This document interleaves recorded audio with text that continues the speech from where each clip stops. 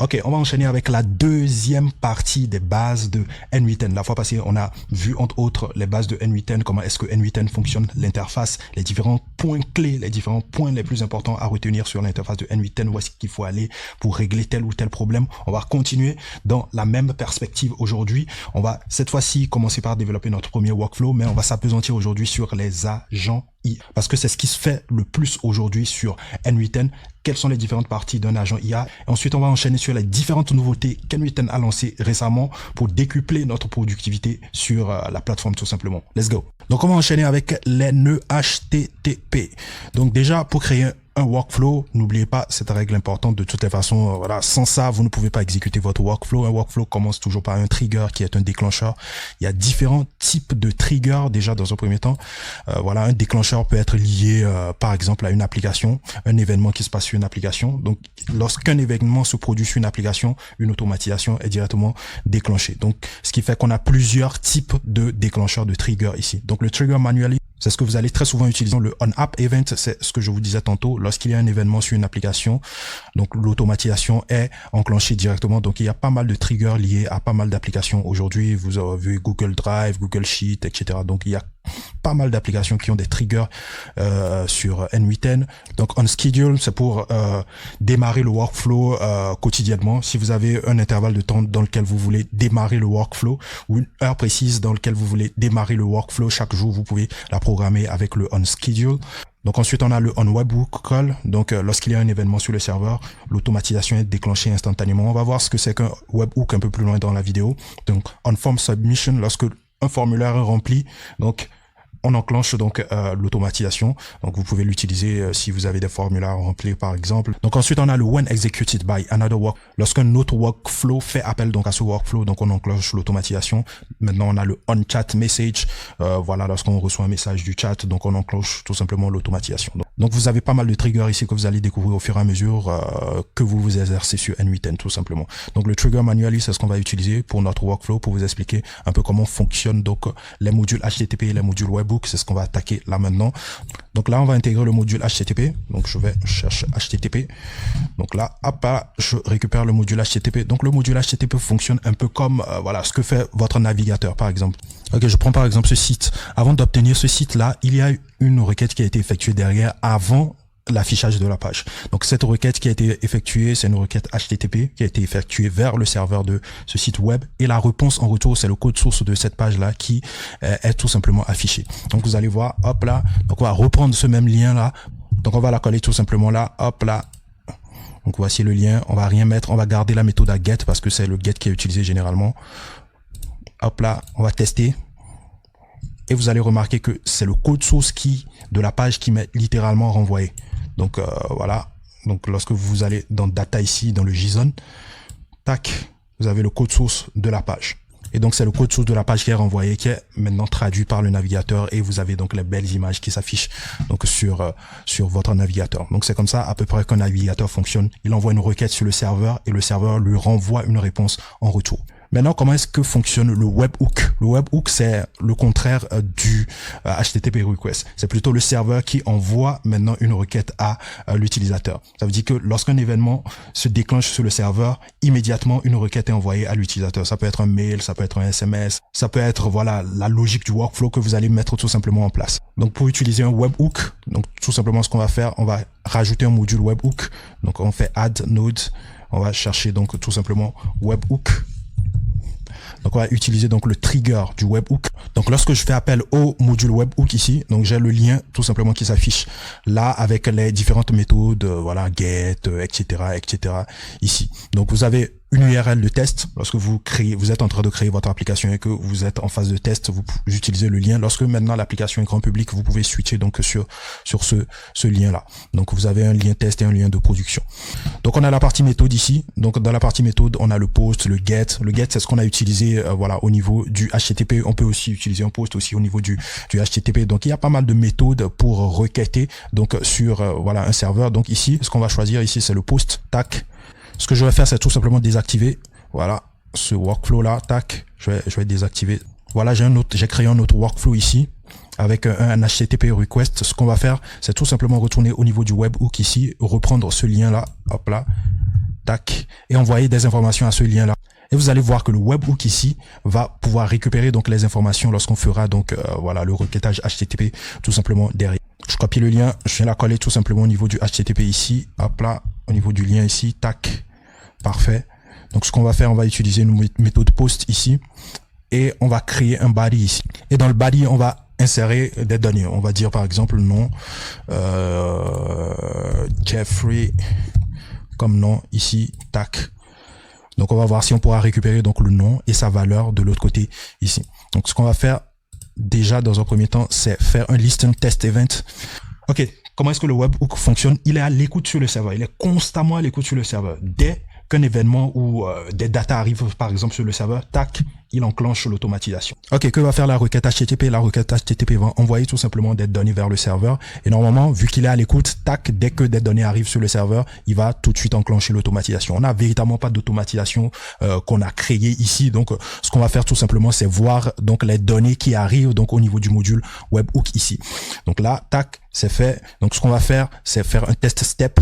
Tac. Donc là, tout de suite, j'ai une erreur. Donc, il me dit the requested webhook ECE is not registered. OK. Why is not registered? OK. Je fais un listing test event. Tac. Donc, je fais un test step. Donc, c'est bon.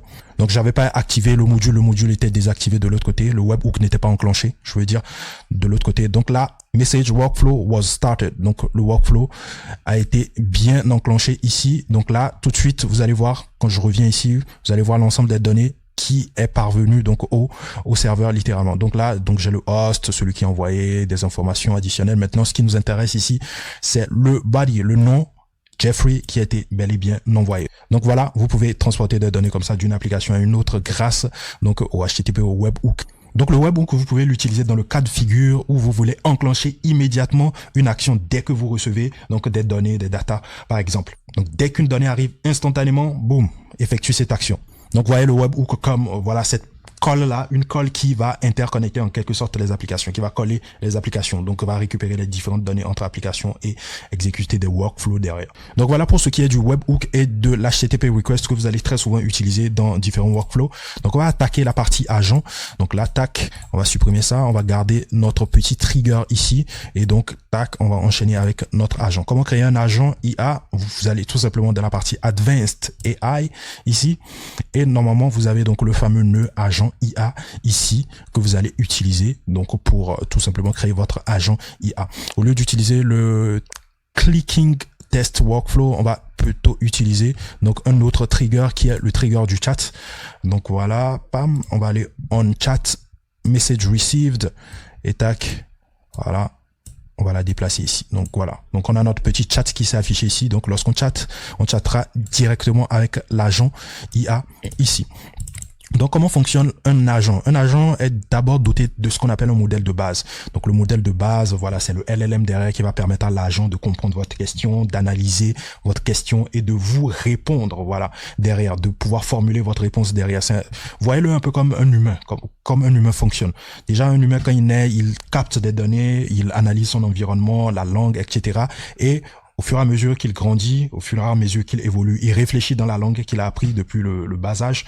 Si c'est le français, il réfléchit en français. Donc voilà, c'est comme ça que on fonctionne tous généralement. La langue qu'on a apprise au bas âge, c'est avec cette langue qu'on évolue progressivement. On réfléchit dans cette langue, on parle dans cette langue, on interagit dans cette langue. Donc voilà, c'est exactement la même chose. Il faut un modèle de fondation derrière qui va permettre donc à l'agent IA de comprendre les questions, de réfléchir, d'analyser et de pouvoir répondre derrière.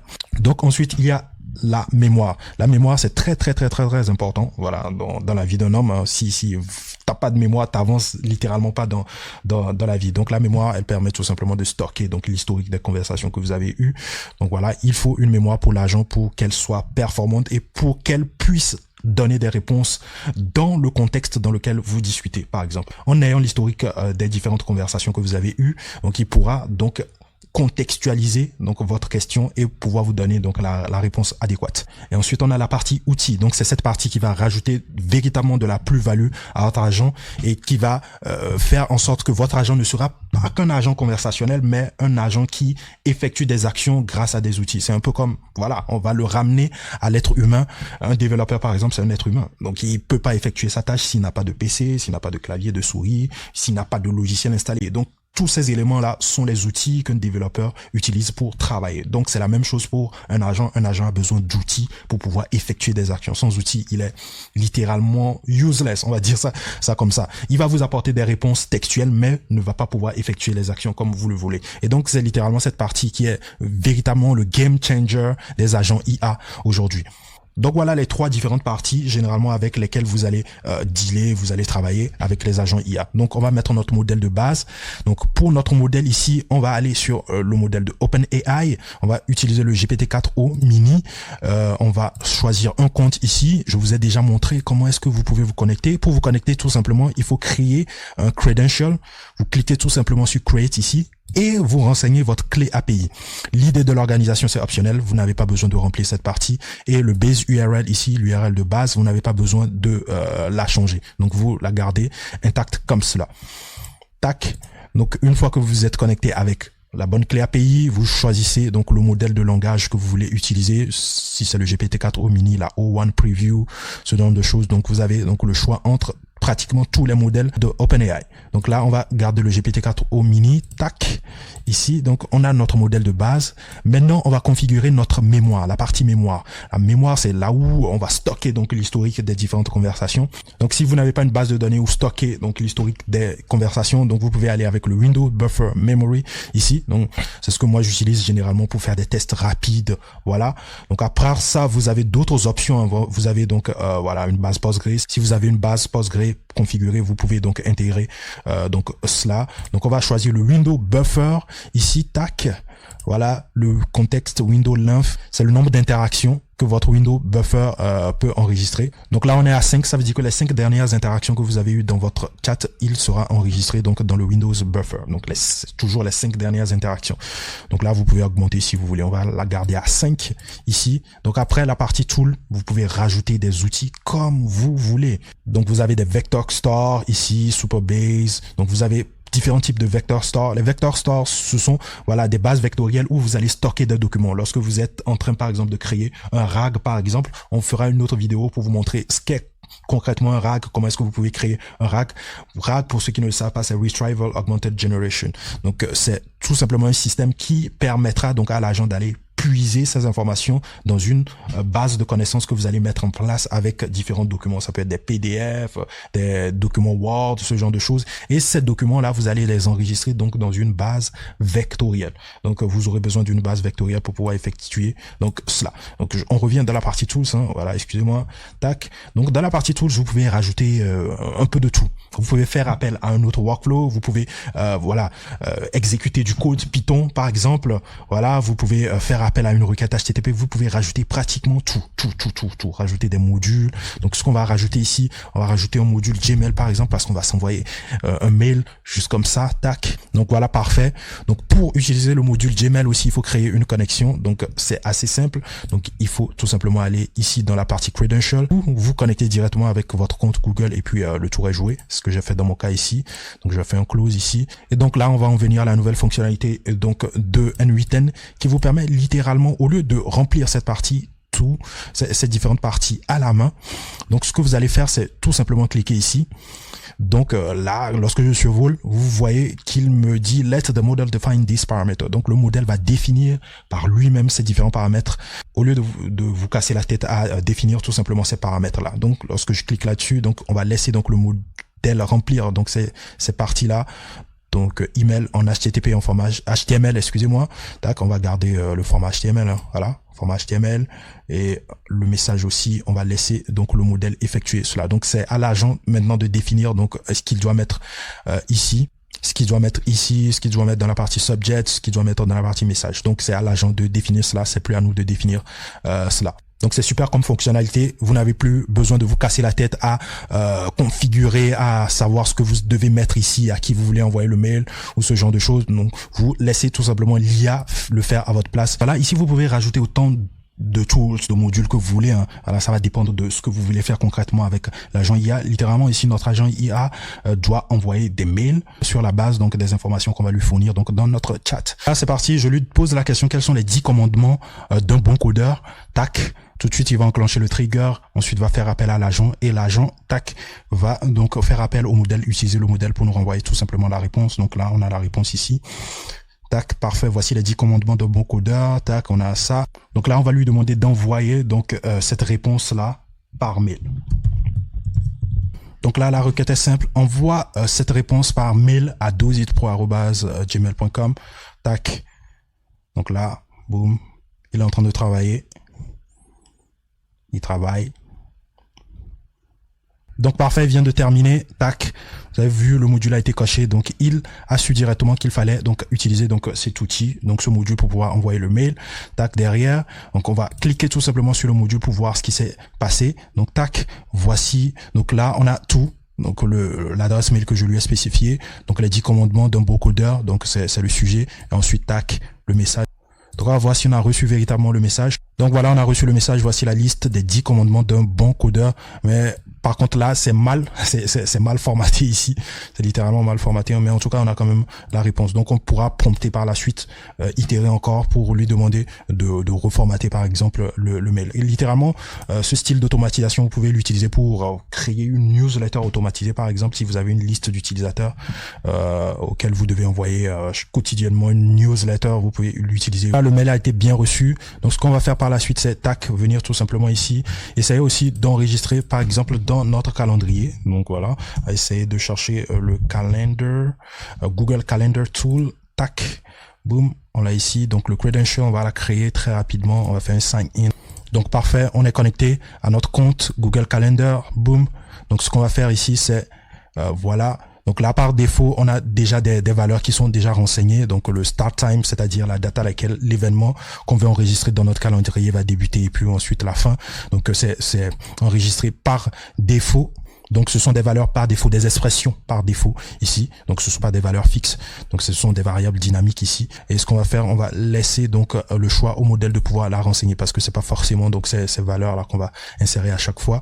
Et donc ce que je vais lui demander par la suite, c'est de me créer un événement où je parle des 10 commandements d'un codeur, par exemple dans mon Google Calendar.